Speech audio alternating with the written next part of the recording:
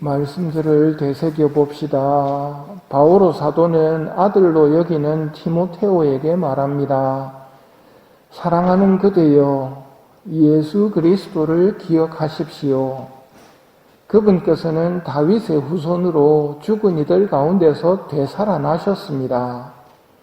이것이 나의 복음입니다. 예수 그리스도를 기억하십시오. 예수님은 죽은 이들 가운데서 되살아나셨습니다. 이것이 나의 복음입니다. 바오로 사도의 복음은 뭐라고요? 부활입니다. 사람은 죽는다고 끝나는 것이 아니다. 예수님이 부활하셨다. 그러면서 아들로 여기는 디모데오에게 예수 그리스도를 기억하십시오. 이 하나도 어려울 게 없는 말이지만 이걸 사는 것은 굉장히 다른 문제입니다. 특히 우리가 속아 넘어가기 쉬운 게 성당에서 어떤 일을 할 때 예수님을 위해서 하는 것처럼 생각하면서 사실은 예수님을 기억하지 않습니다. 그 일이 첫 자리에 올라와 있습니다. 그렇게 되면 예수님은 잊혀지고 그 일을 하는데 온 신경이 집중이 됩니다.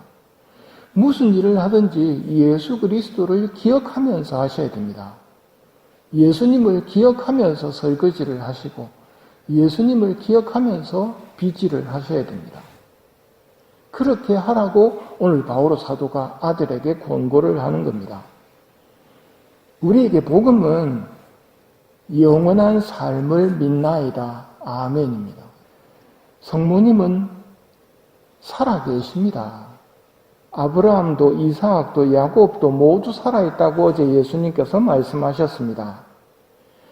사람은 영원한 존재라는 것, 이것이 선인에게는 복음이지만 악인에게는 이거는 정말 무서운 일입니다.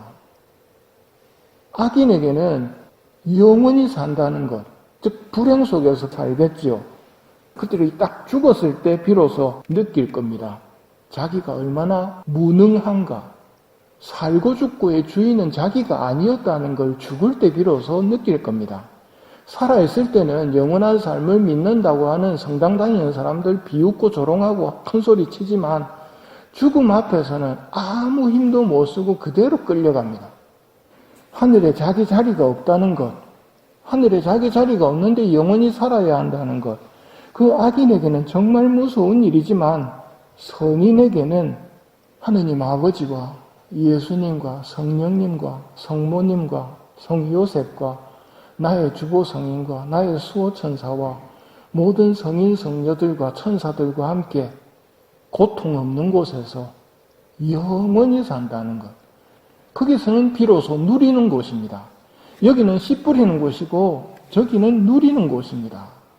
이 차이는 너무도 크기 때문에 순간적으로 내가 생각하고 있는 나의 지력으로는 다 헤아릴 수가 없습니다.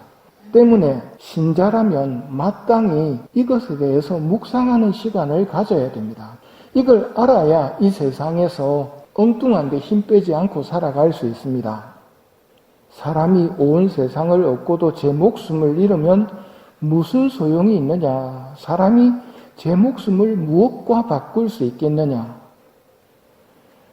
바오로 사도는 말합니다. 나는 이 복음을 위하여 죄인처럼 감옥에 갇히는 고통까지 겪고 있습니다. 이 복음이 무슨 복음입니까? 사람은 영원히 산다는 복음입니다. 이 복음 때문에, 즉 사람은 부활한다는 것을 가르치다가 감옥에 갇혔거든요. 그 고통을 선택된 이들을 위해서 견딘다고 이야기를 합니다. 진리를 전하다가 감옥에 갇히는 고통을 진리를 믿는 사람들을 위해서 그 고통을 견뎌낸다고 이야기를 합니다. 우리에게 다가오는 고통들도 그렇게 사용하라고 가르쳐 주시는 겁니다. 우리는 어떤 고통이 오면 제일 먼저 하는 생각이 내가 뭘 잘못했나부터 생각합니다. 죄인만 고통을 받는 게 아니란 말입니다. 의인에게도 고통이 주어집니다. 그 고통을 잘 참아받아야 됩니다. 대표적으로 의인인데 고통받으신 분이 예수님이시거든요. 당신 죄 때문이 아니라 다른 사람들을 위해서입니다.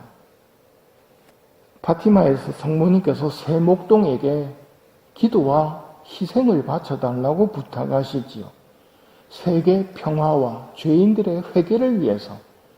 그 아이들이 뭔 잘못이 있어서가 아니라 세계 평화와 죄인들의 회개를 위해서 기도하면 되지 왜 희생을 바치라고 그러실까요? 고통은 큰 힘을 내기 때문입니다. 단식의 고통, 철야의 고통, 양팔기도의 고통, 고통은 가치가 있기 때문입니다. 우리가 찾아서 고통을 바치는 게 한편으로는 마땅하지만 우리는 정말 작은 고통도 싫어하거든요. 그래서 하는 수 없이 하느님께서 고통을 허락하신단 말입니다. 다가오는 고통들을 기쁜 마음으로 받아들이시고 봉헌을 하십시오. 바오로 사도는 계속해서 말합니다. 이런 사실을 상기시키면서 설전을 벌이지 말라고 하느님 앞에서 엄숙히 경고하십시오. 그건 아무 이득이 없이 듣는 이에게 해를 끼칠 따름입니다. 하느님 앞에서 여러분에게 엄숙히 경고합니다. 설전을 벌이지 마십시오. 설전을 벌이는 이유가 뭡니까? 옳고 그르고입니다. 저 사람 잘못했다. 이걸 잘못했고 저걸 잘못했고 저 사람은 이걸 고쳐야 되고 저걸 고쳐야 되고 이 말을 듣는 사람은 어느새 자기가 붕 올라가가지고 재판관의 자리에 앉아 있습니다. 자기가 옳고 그르고를 판단합니다. 아무짝에도 쓸모없고 듣는 사람에게 죄가 되기 때문에 정말 피해야 됩니다. 복음에서는 예수님께서 첫째 계명을 가르치십니다. 명령 중에서 제일 첫 번째가 뭡니까? 제일 큰 게 뭡니까? 계명이 600개가 넘었기 때문에 제일 큰 게 뭡니까? 하고 여쭤보는 겁니다. 첫째는 이것이다. 이스라엘아 들어라. 주 우리 하느님은 한 분이신 주님이시다. 그러므로 너는 마음을 다하고 목숨을 다하고 정신을 다하고 힘을 다하여 주 너의 하느님을 사랑해야 한다.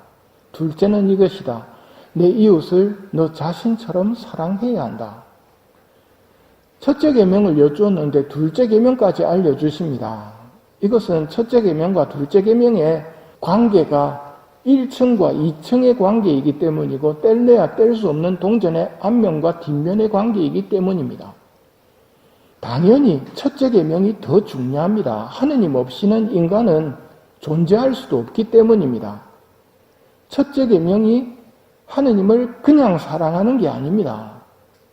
밑에서부터 위로 올라가면 됩니다. 마음을 다하고 목숨을 다하고 생각, 정신을 다하고 힘을 다하여 주님이신 너희 하느님을 사랑하라. 미사 시작하면서 우리 죄를 반성합시다 할 때 여러분 뭘 반성하십니까?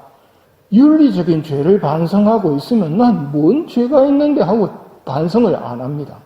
그러면서 내 탓이요 할 때는 또 가슴을 칩니다. 반성합시다 할 때 첫째 계명부터 반성해 봐야 됩니다. 내가 마음을 다해서 하느님을 사랑했는가? 내 목숨을 다해서 정신을 다해서 힘을 다해서 하느님 사랑했는가? 아니면 다른 것들에 마음 쓰고 정신 빼앗기고 힘쓰지 않았는가? 그리고 나서 내 탓이요를 해야 됩니다.